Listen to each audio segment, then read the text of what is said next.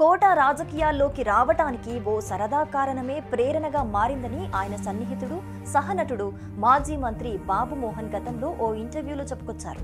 నాకు గన్మెన్లతో షూటింగ్కి వెళ్లే అలవాటుండేది. కోట అన్న చూసి కాస్త అసూయపడ్డాడు. ఏరా గన్మెన్లు నీకేనా? నువ్వే గెలవగలిగితే నేనెందుకు గెలవలేను అన్నట్టు 1999లో ఎమ్మెల్యేగా పోటీ చేసి గెలిచారు.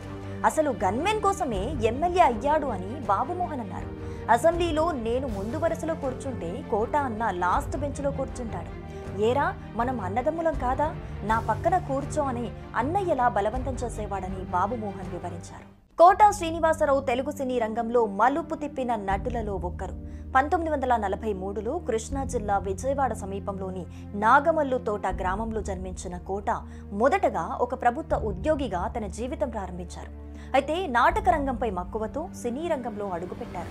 కేవలం సినిమాలకే పరిమితం కాకుండా కోట ప్రజాసేవ వైపుకు అడుగులు వేశారు.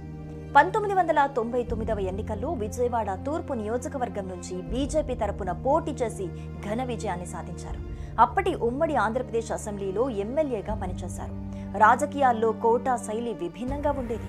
అసెంబ్లీలో హుందాగా వ్యవహరించడమే కాకుండా సహచరులు ఎవరైనా హాస్యంగా మాట్లాడితే వెంటనే స్పందించేవారు.